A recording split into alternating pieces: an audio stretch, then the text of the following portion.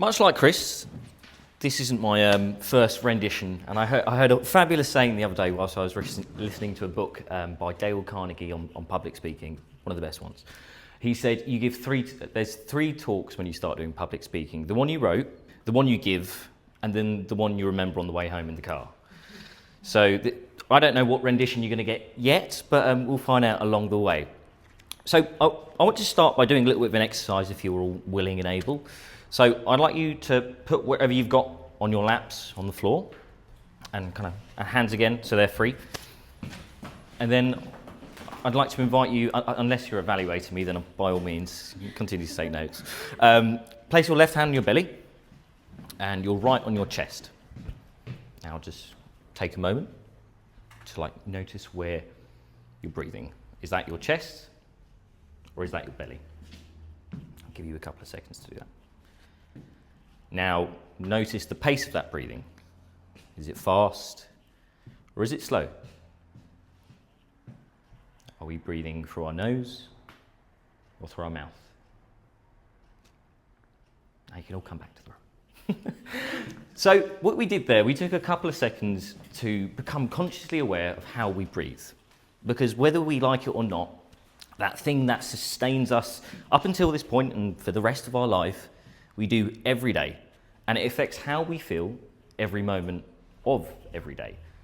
Because all human behaviour, all of your behaviour, all of my behaviour is as a result of the state we find ourselves in at that moment. Whether we're happy, whether we're sad, when someone asks you to do something and you're in a lousy state, in a bad mood because someone said something that wasn't even meant to offend you, but it did somehow, you then act out in a certain way which you wouldn't if you were in a good mood. Because if you were in a good mood, you'd be like, fine, don't worry about it, you're great, you're fine, you're groovy.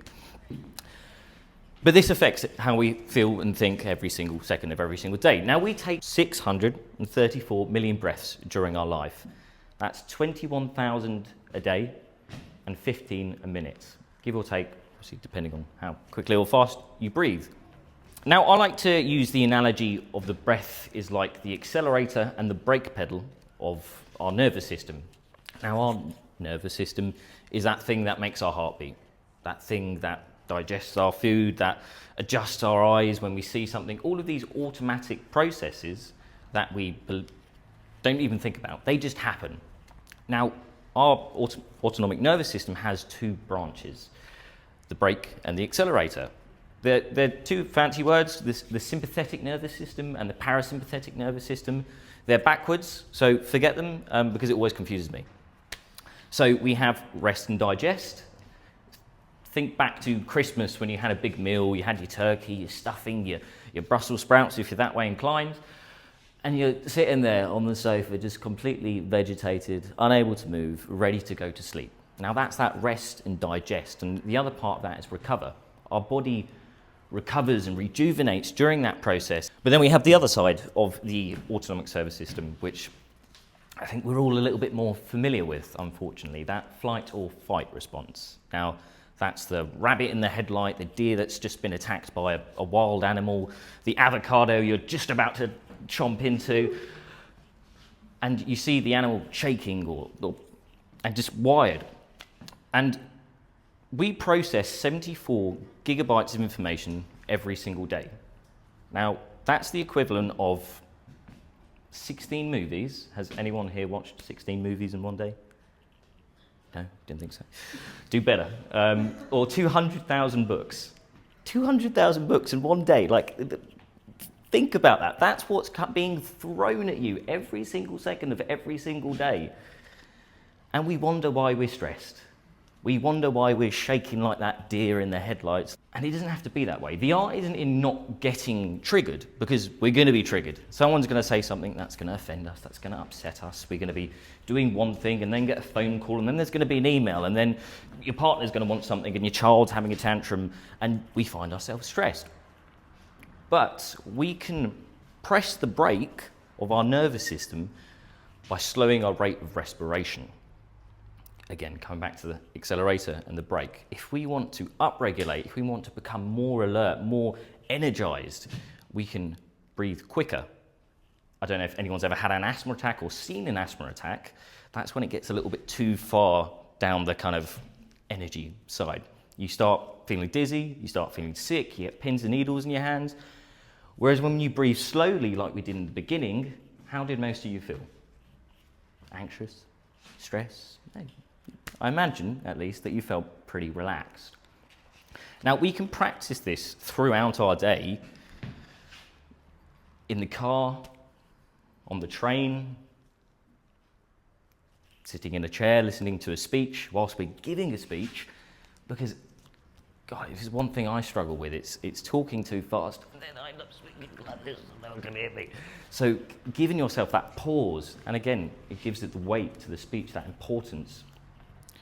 There is a correct way of breathing, as well as using our breathing consciously to shift ourselves back to the center in this crazy, hectic world.